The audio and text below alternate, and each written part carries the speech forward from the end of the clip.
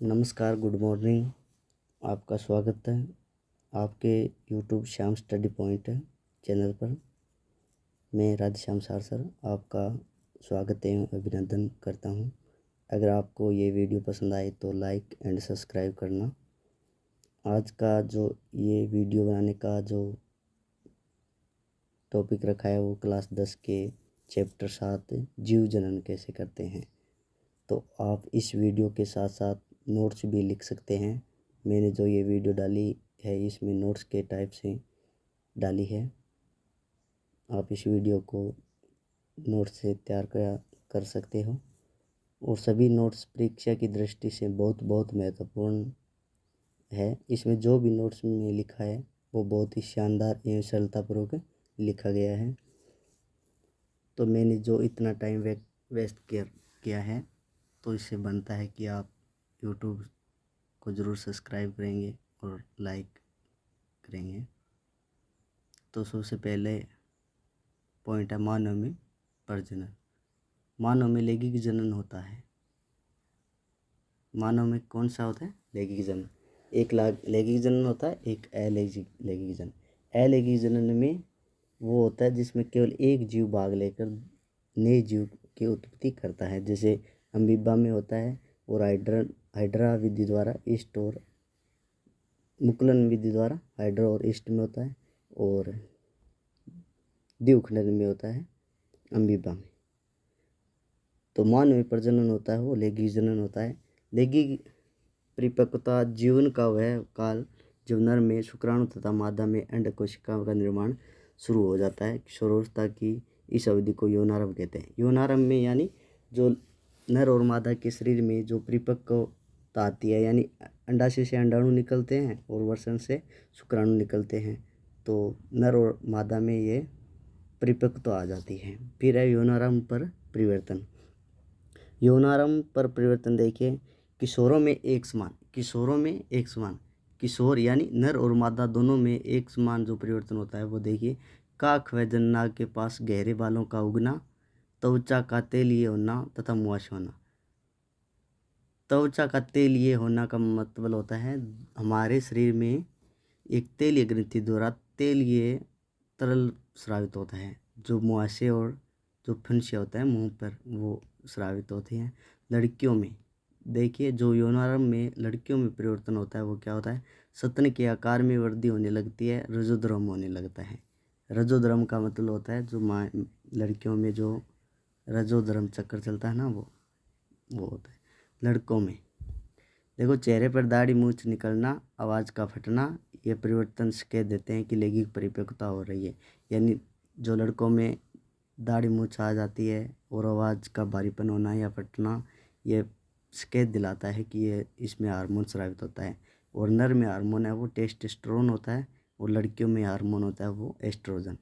लड़कियों में जो एस्ट्रोजन हार्मोन होता है उनकी सहायता से ही जो लड़कियों के अंडाशय से अंडाणु का निर्मोचन होता है और लड़कों में जो वृषण से शुक्राणु का निर्मोचन होता है वो टेस्टोस्टेरोन होता है।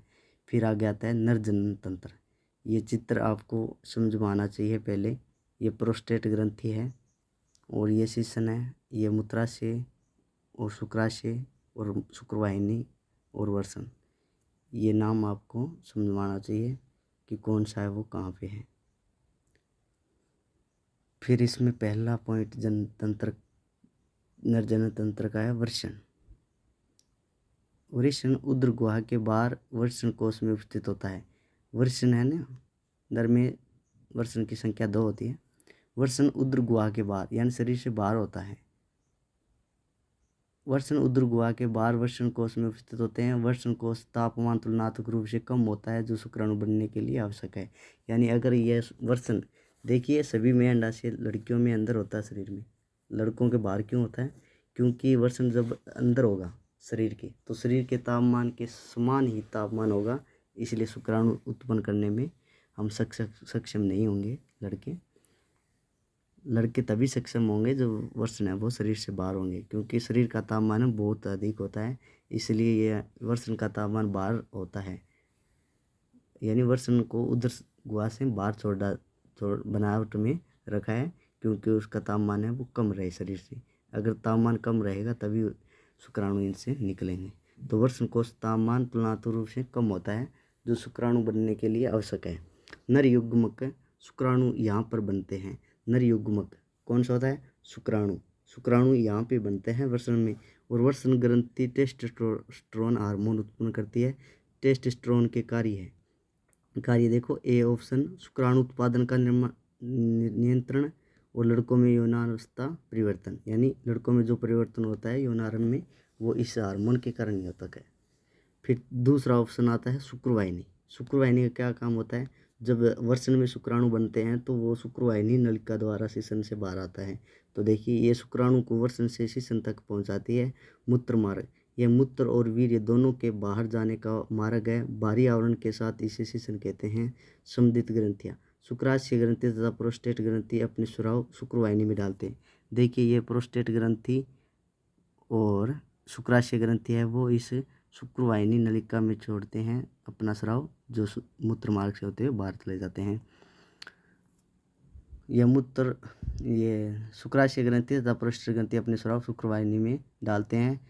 इससे देखिए शुक्राणु तरल माध्यम में आ जाते हैं। यह माध्यम उन्हें पोषण प्रदान करता है, उनके स्थानांतरण में सहायता करता है। शुक्राणु तथा ग्रंथियों का स्राव मिलकर वीर्य बनता है। फिर आता है मादा जनन तंत्र। अंडाशय मादा जनन तंत्र, पहला ऑप्शन है अंडाशय। देखिए, जो मादा जनन तंत्र होता है उनका भाग कौन कौन सा होता है, इनका नाम देख लियो। अंडवाहिनी, फ्लूइड ट्यूब, देखिए अंडवाहिनी को ही फैलोपियन ट्यूब कहते हैं। फिर है अंडाशय, फिर गर्भाशय, फिर गिरुआ, फिर योनि। ठीक है, तो अब देखिए ये अंडाशय, मादा युग्मक अथवा अंडकोशिका का निर्माण अंडाशय में होता है। अंडाशय द्वारा निर्मोचित क्या होता है? अंडाणु या अंड। फिर है लड़की के जन्म के समय ही अंडाशय में हजारों अपरिपक्व अंड होते हैं, यानी लड़की जब जन्म लेती है उसमें हजारों अंडे होते हैं, लेकिन अपरिपक्व होता है। परिपक्व कब होता है? परिपक्व केवल 18 या 19 साल में होता है, जब यौनारंभ में होते हैं। यौनारंभ पर इनमें से कुछ अंड परिपक्व होने लगते हैं। 2 में से 1 अंडाशय द्वारा हर महीने एक परिपक्व अंड उत्पन्न किया जाता है, यानी लड़कियों में 2 अंडाशय होते हैं, लेकिन दोनों अंडाशयों में से केवल 1 माह में 1 अंडाणु उत्पन्न करता है। फिर है अंडाशय एस्ट्रोजन व प्रोजेस्टेरोन हार्मोन भी उत्पन्न करता है। अंडाशय से 2 हार्मोन उत्पन्न होता है, एस्ट्रोजन व प्रोजेस्टेरोन। एस्ट्रोजन का कार्य होता है, जो लड़कियों में होता है ना, देखिए आप, वो रजोधर्म चक्र, वो इससे स्टार्ट होता है, यानी एस्ट्रोजन से। और जब समाप्त हो जाए तो वो किससे होता है? प्रोजेस्टेरोन से। एस्ट्रोजन द्वारा रजोधर्म का प्रारंभ होता है। और सबसे पहले जो 10 से 12 वर्ष की आयु में जो लड़कियों में रजोधर्म होता है वो रजोदर्शन होता है। और जब प्रोजेस्टेरोन द्वारा जब महिलाओं में 45 से 50 वर्ष की आयु में बंद हो जाता है, उसे रजोनिवृत्ति कहते हैं। फिर आगे देखिए अंडवाहिका, यानी फैलोपियन ट्यूब और अंडवाहिका का कार्य क्या होता है। देखिए, अंडाशय द्वारा उत्पन्न अंडकोशिका को गर्भाशय तक स्थानांतरण करती है, यानी इस अंडाशय से अंडाणु उत्पन्न होता है वो गर्भाशय तक जाने के लिए इस फैलोपियन ट्यूब द्वारा ही जाता है। अंडकोशिका व शुक्राणु का निषेचन यहाँ पर होता है। जब नर और मादा का संलयन होता है ना, अंडाणु शुक्राणु का, वो निषेचन कहाँ पे होता है? फैलोपियन ट्यूब में ही होता है, यानी अंडवाहिका में। गर्भाशय, देखिए गर्भाशय जब भ्रूण का पोषण होता है वो गर्भाशय में होता है। तो यह एक थैलीनुमी संरचना है जहाँ पर शिशु का विकास होता है। गर्भाशय गिरुआ द्वारा योनि में खुलता है। गर्भाशय कहाँ खुलता है? जब गिरुआ ऑप्शन है नहीं यहाँ पे, वो देखिए, तो गिरुआ द्वारा योनि में खुलता है। फिर आगे आता है अंडकोशिका का निषेचन। जब अंडकोशिका का निषेचन होता है तो देखिए क्या होता है। निषेचन अंड युग्मज कहलाता है, जो गर्भाशय में रोपित होता है। गर्भाशय में रोपण के पश्चात युग्मज में विभाजन व विभेदन होता है तथा भ्रूण का निर्माण होता है। निषेचन हो जाता है उसे युग्मज कहते हैं, युग्मज ही भ्रूण कहलाता है। प्लेसेंटा, देखिए मादा के शरीर में जो गर्भाशय होता है वहाँ पे एक तस्तिरुनुमा संरचना होती है, उसे गर्भाशय कहते हैं। तो यह एक विशिष्ट ऊतक है जिसकी तस्तिरुनुमा संरचना गर्भाशय में दशी होती है। इनका मुख्य कार्य देखो, माँ के रक्त से ग्लूकोज, ऑक्सीजन आदि भ्रूण को प्रदान करना। जब गर्भाशय के अंदर शिशु विकास होता है तो उसमें पोषण कहाँ से मिलता है? इस प्लेसेंटा ग्रंथि द्वारा ही मिलता है उसको ऑक्सीजन व पोषण। दूसरा ऑप्शन है भ्रूण द्वारा उत्पादित अपशिष्ट पदार्थों का निपटान, यानी जब भ्रूण, यानी जो शिशु होता है वो अपना अवशिष्ट पदार्थ मल मूत्र को कहाँ छोड़ता है? इसी प्लेसेंटा ग्रंथि द्वारा छोड़ता है। अंड के निषेचन से लेकर शिशु के जन्म तक के समय को गर्भकाल कहते हैं। यानी जब अंड का निषेचन होता है ना, जब शुक्राणु और अंडाणु, जब लड़के और लड़की का संबंध होता है ना, तो उसमें अंडाणु और शुक्राणु का मिलन हो जाता है, तब यानी उसी दिन से लेकर जब 9 महीना पूर्ण हो जाता है तब वह शिशु का जन्म होता है। और उस गर्भकाल को ही, इसकी अवधि लगभग 9 महीने तक होती है और उसको ही हम गर्भकाल कहते हैं। 9 महीने यानी 270 होता है, 270 दिन होते हैं कुल। फिर आता है जब अंड का निषेचन नहीं होता, यानी जब मादा के शरीर में अंडाशय से अंडाणु का निर्मोचन होता है, वो अगर निषेचन नहीं होता तो क्या होगा? देखिए, हर महीने गर्भाशय खुद को निषेचित अंड प्राप्त करने के लिए तैयार करता है। यानी गर्भाशय है वो खुद अपने को एक अंडा निर्मोचित करने के लिए तैयार रहता है। गर्भाशय की भित्ति मांसल एवं स्पंजी हो जाती है। गर्भाशय की भित्ति में एक परत है वो मोटी परत और स्पंजी यानी मुलायम हो जाती है। यह भ्रूण को विकास के लिए जरूरी है। यह भ्रूण को विकास के लिए, यानी जब भ्रूण का मतलब होता है जब शिशु यहाँ पे स्थापित होता है तो उसको विकास करने के लिए एक परत बनती है गर्भाशय के अंदर। यदि निषेचन नहीं होता, देखिए अगर निषेचन करने के लिए एक गर्भाशय में मोटी परत बनती है, ठीक है, अगर निषेचन नहीं होगा तो क्या होगा? देखिए, यदि निषेचन नहीं होता तो इस भित्ति की आवश्यकता नहीं होती है। यानी गर्भाशय के अंदर एक परत होती है, लेकिन निषेचन नहीं होगा तो इस परत में क्या होता है? देखिए, अंत यह परत धीरे धीरे टूटकर योनि मार्ग से रक्त एवं म्यूकस के रूप में बाहर निकल जाती है। म्यूकस एक चिपचिपा पदार्थ होता है, वो सफ़ेद कलर का होता है। यह चक्र लगभग 1 महीने का समय लेता है तथा इसे ऋतुस्राव तथा रजोधर्म चक्र कहते हैं। यानी चक्र हर महीने के अंतराल में 28 या 29 दिन के अंतराल में होता है। लगभग यह 2 से 8 दिन तक रहता है रजोधर्म। 40 से 50 वर्ष की उम्र में बाद अंडाशय से अंड का उत्पन्न होना बंद हो जाता है। यानी 40 से 50 वर्ष की जो महिला होती है, महिलाएं, उसमें ये रजोधर्म चक्र है वो बंद हो जाता है। फलस्वरूप रजोधर्म बंद हो जाता है, जिसे रजोनिवृत्ति कहते हैं। फिर आता है जनन स्वास्थ्य। जनन स्वास्थ्य का अर्थ है जनन से संबंधित सभी आयाम जैसे शारीरिक, मानसिक, सामाजिक एवं व्यवहारिक रूप से स्वस्थ होना। रोगों का लैंगिक संचरण, रोगों का लैंगिक संचरण, अनेक रोगों का लैंगिक संचरण भी हो सकता है, जैसे जीवाणु जनित, यानी जीवाणु से भी रोग होता है, गनोरिया, सिफिलिस, और विषाणु से होता है मसा और एडिस। और कंडोम के उपयोग से इन रोगों का संचरण कुछ सीमा तक रोकना संभव है। यानी ये रोग है वो सेक्स करने से होता है, लड़कों द्वारा जो महिलाओं में अंदर होता है सेक्स, तो उनमें जो रोग होते हैं उनको रोकने के लिए कंडोम का उपयोग किया जाता है। उसी संभावना व्यक्त होती है भी कम रोग होगा। गर्भ निरोधन, गर्भधारण को रोकना गर्भ निरोधन कहलाता है। गर्भ निरोधन मतलब क्या होता है? गर्भ को धारण को रोकना, यानी जनसंख्या कम करना, जनसंख्या में कंट्रोल करना। गर्भ निरोधन के प्रकार, यानी गर्भ निरोधन यानी गर्भाशय के अंदर जो निषेचन होता है ना अंडवाय फिलिप्टियम ने, तो ये उसको रोकने के लिए, यानी शुक्राणु को अंडाणु तक न मिलने दें। तो यांत्रिक अवरोध, शुक्राणु को अंड कोशिका तक नहीं पहुंचने दिया जाता है। उदाहरण, शीशन को ढकने वाले कंडोम, यानी कंडोम का उपयोग करके ये लड़कों में होता है, जो शीशन को ढक दिया जाता है ताकि गर्भाशय के अंदर शुक्राणु न जाए। योनि में रखे जाने वाले सर्वाइकल कैप, यानी उसमें लड़कियों के होता है ये कैप जो योनि में रखा जाता है। फिर है रासायनिक तकनीकी, बी ऑप्शन है रासायनिक तकनीकी।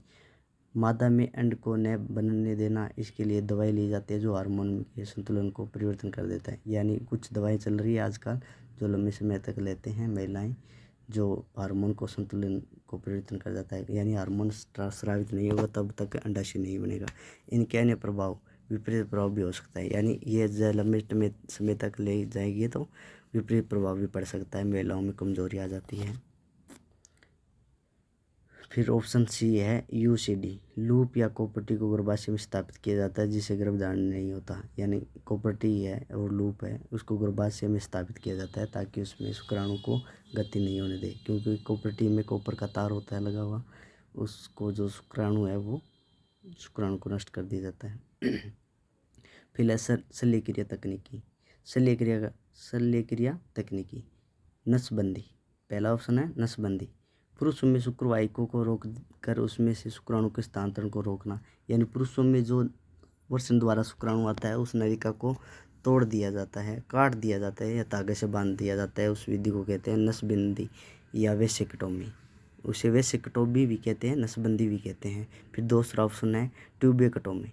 महिलाओं में अंडवाहिनी को अवरुद्ध कर अंड के स्थानांतरण को रोकना, यानी महिलाओं के जो अंडवाहिनियाँ होता है ना, उसको काट दिया जाता है या धागे से बांध दिया जाता है, यानी अवरुद्ध कर दिया जाता है, तो इसे ट्यूबेक्टोमी विधि कहते हैं। ये शल्य क्रिया तकनीकी है। फिर है भ्रूण हत्या। मादा भ्रूण को गर्भाशय में ही मार देना भ्रूण हत्या है। यानी कुछ महिलाएं ऐसी होती है जो प्रेग्नेंट हो जाती है, लेकिन गर्भाशय में कुछ किट लेकर यानी दवाई गोलियां लेकर उस शिशु को मार दिया जाता है, लेकिन ये बहुत महापाप है। भ्रूण हत्या नहीं करनी चाहिए।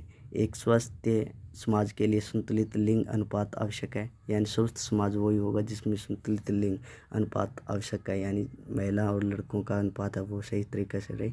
ये तभी संभव होगा